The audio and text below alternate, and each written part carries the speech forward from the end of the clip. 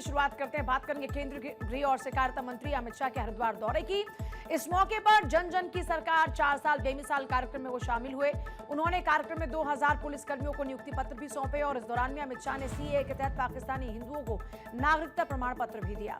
इसके बाद 1100 करोड़ से ज्यादा लागत की विभिन्न परियोजनाओं का लोकार्पण शिलान्यास भी उनकी ओर से किया गया। पाकिस्तान और अफगानिस्तान से आए हुए लगभग 200 लोगों को नागरिकता दी गई। मुझे बरोबर याद है भाइयों बहनों, जब मैं सीएए का कानून लेकर आया था तब एक कांग्रेस, सपा, बसपा, ममता, डीएमके सारे के सारे लोग संसद में हो हल्ला करे थे। मैं आज फिर से कहना चाहता हूं, इस देश पर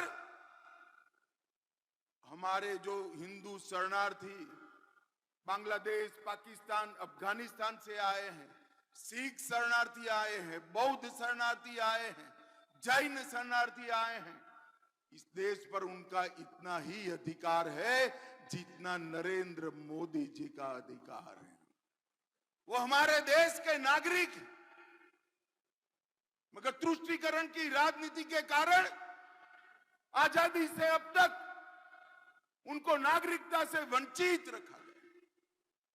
ढेर सारी यातनाएं झेलकर हमारे देश में शरणार्थी बनकर आए हैं। अपना धर्म बचाने के लिए, अपने परिवारों की महिलाओं का सम्मान बचाने के लिए क्या भारत उनको नागरिकता नहीं देगा? राहुल बाबा, जितना विरोध करना है कर दो, हम नागरिकता देकर रहेंगे, आप हमें नहीं रोक। इस दौरान अमित शाह ने पूर्व की कांग्रेस सरकार और राहुल गांधी पर निशाना साधा। कहा, पहले नौकरियों में करप्शन होता था, लेकिन अब बगैर किसी करप्शन के युवाओं को रोजगार मिल रहा है। मैं सभी युवाओं को मन से पूछना चाहता हूं, अगर कांग्रेस की सरकार होती तो ये नौकरियां आपको मिलती क्या? जरा जोर से बोलो, मिलती क्या? पर्ची भी चाहिए होती और खर्ची भी लगती, दोनों लगता। अब कोई सिफारिश की जरूरत नहीं, कोई रिश्वत नहीं देनी है। पहाड़ पर रहने वाला हमारी बूढ़ी माँ का बेटा कोई सिफारिश के बगैर आज नौकरी प्राप्त कर कर अपने घर जा रहा है। इसी को शासन। और वहीं इस दौरान जनसभा को संबोधित करते हुए सीएम धामी ने कहा कि प्रधानमंत्री नरेंद्र मोदी और अमित शाह के नेतृत्व में एक भारत और श्रेष्ठ भारत की ओर बढ़ रहा है। सशक्त भारत का संकल्प पूरा हो रहा है। भारत आज पूरी दुनिया की आर्थिक शक्ति के रूप में उभर रहा है। आज आदरणीय प्रधानमंत्री जी के नेतृत्व में सनातन का जय घोष चारों ओर गूंजा है। भारत अपनी जड़ों से जुड़ते हुए पुनः विश्वगुरु बनने की ओर तेजी से अग्रसर हो रहा है।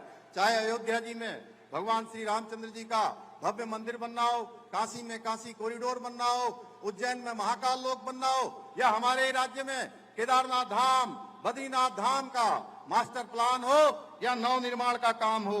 आज हमारी धार्मिक धरोहरों को संवारने का, सजाने का उल्लेखनीय कार्य किया जा रहा है। और वहीं कार्यक्रम के दौरान वीडियो क्लिप के माध्यम से प्रदेश में चल रहे विकास कार्य उपलब्धियों को संक्षेप में दिखाया भी गया। वीडियो के माध्यम से दिखाया गया कि राज्य सरकार के 4 सालों के कार्यकाल में बुनियादी सुविधाओं के विस्तार, पर्यटन, विकास, जन कल्याणकारी योजनाओं के क्रियान्वयन के लिए सरकार ने कैसे अच्छा काम किया है। अब आइए आगे बढ़ते हैं और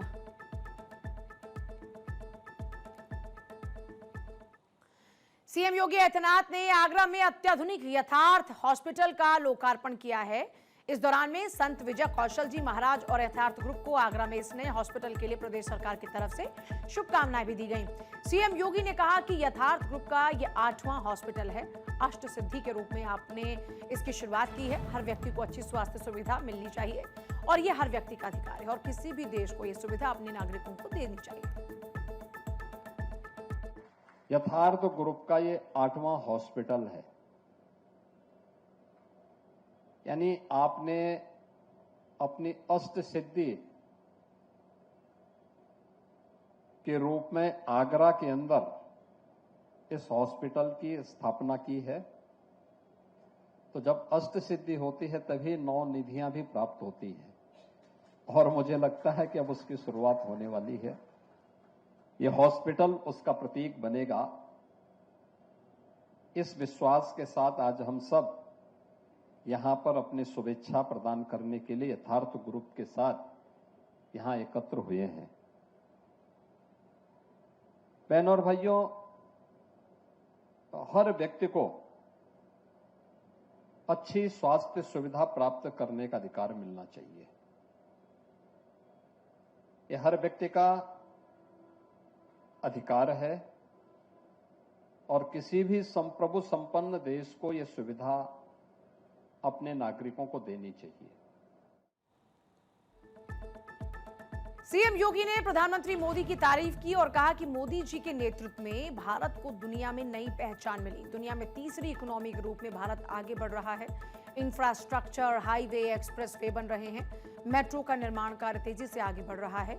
रेलवे का विकास हो रहा है। वंदे भारत, नमो भारत जैसी ट्रेन चल रही हैं। एयर कनेक्टिविटी जिस तरह से बढ़ी वो अद्भुत है। हेल्थ के सेक्टर में अटल जी ने एक एम्स से बढ़ाकर 6 तक पहुंचाया और मोदी जी ने इसकी संख्या 23 तक पहुंचा दी। दुनिया की तीसरी बड़ी अर्थव्यवस्था के रूप में उभरते भारत को अपनी आंखों से देख रहे हैं। विरासत और विकास के एक अद्भुत समन्वय का स्वरूप अपने भारत के अंदर देख रहे हैं। तो समग्र विकास की वे सभी जो अवधारणाएं होती हैं उसको अपने आंखों के सामने साकार रूप से उद्घाटित होते हुए भी देख रहे हैं। क्या इंफ्रास्ट्रक्चर हो, हाईवे बन रहे हैं, एक्सप्रेसवे बन रहे हैं,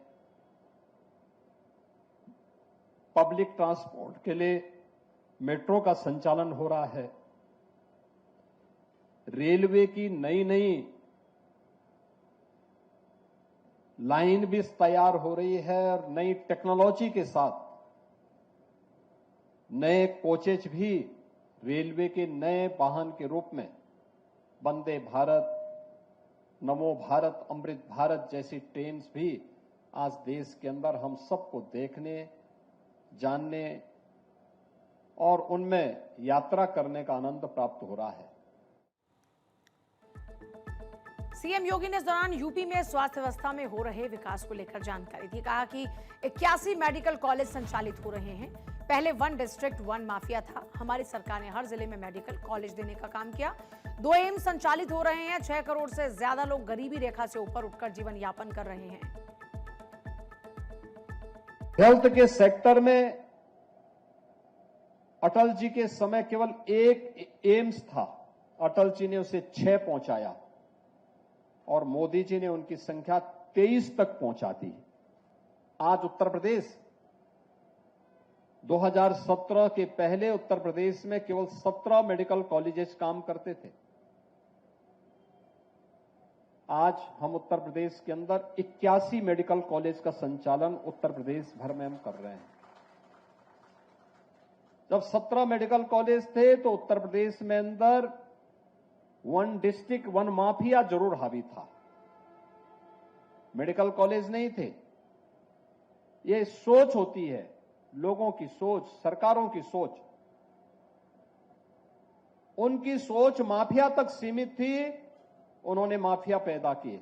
हमने कहा नहीं, स्वास्थ्य की सुविधा हर नागरिक को चाहिए, तो डबल इंजन सरकार ने हर डिस्ट्रिक्ट के लिए एक मेडिकल कॉलेज की सुविधा देने की प्रक्रिया को आगे बढ़ाया। आज उसी का परिणाम है कि 81 मेडिकल कॉलेज आज प्रदेश भर में संचालित हो रहे हैं। सीएम योगी ने यथार्थ ग्रुप की तारीफ करते हुए कहा कि सरकार और संस्थाएं जब तक एक दिशा में काम करती हैं तो उसका परिणाम विश्वास में बदलता है। लोगों को अच्छा स्वास्थ्य जीवन देकर जो पुण्य आप अर्जित करेंगे उसका कोई मोल नहीं है। और आइए आगे बढ़ेंगे, बात करेंगे पत्रकार रामचंद्र छत्रपति हत्याकांड मामले, जिसमें गुरमीत राम रहीम को एक बड़ी राहत मिल गई है। हाई कोर्ट ने इस मामले से उनको बरी कर दिया गया। हालांकि अन्य 3 दोषियों कुलदीप, निर्मल, किशन लाल की सजा बरकरार रखी गई। इन सभी को इस मामले में सीबीआई अदालत ने दोषी करार देते हुए उम्र कैद की सजा सुनाई थी। इस मामले में पत्रकार छत्रपति के बेटे अंशुल छत्रपति की प्रतिक्रिया सामने आई है।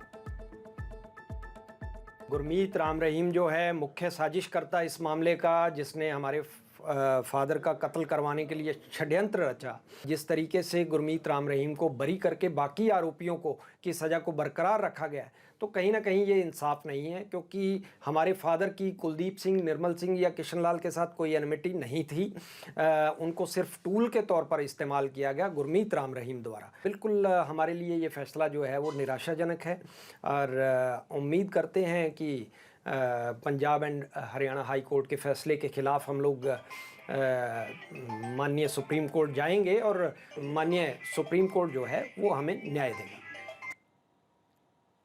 बता दें कि सिरसा के पत्रकार रामचंद्र छत्रपति की 24 अक्टूबर 2002 को उनके घर के बाहर गोली मारकर हत्या कर दी गई थी। 21 नवंबर को उनकी मौत हुई और इस मामले में पत्रकार रामचंद्र छत्रपति के बेटे अंशुल छत्रपति ने सुप्रीम कोर्ट जाने की बात कही। बता दें कि अगस्त 2002 में ज्ञात पत्र में डेरा के साथियों के साथ यौन शोषण और दुष्कर्म के आरोप लगाए गए थे। छत्रपति ने इस पत्र को अपने अखबार में प्रकाशित किया था। 2003 में छत्रपति के बेटे अंशुल की याचिका पर पंजाब हरियाणा हाई कोर्ट ने जांच सीबीआई को सौंपी। नवंबर 2003 में हाई कोर्ट के आदेश पर सीबीआई ने एफआईआर दर्ज की। 2004 में डेरा सच्चा सौदा ने यह जांच रुकवाने के लिए सुप्रीम कोर्ट में याचिका दाखिल की। सुप्रीम कोर्ट ने यह याचिका खारिज की। करीब 16 साल इस केस की सुनवाई पंचकुला के स्पेशल सीबीआई कोर्ट में चली। सीबीआई ने 2018-19 में केस में चार्जशीट दाखिल की। कोर्ट ने इसे सुनियोजित साजिश करार देकर राम रहीम, कुलदीप सिंह, निर्मल सिंह, कृष्णलाल को दोषी करार दिया था।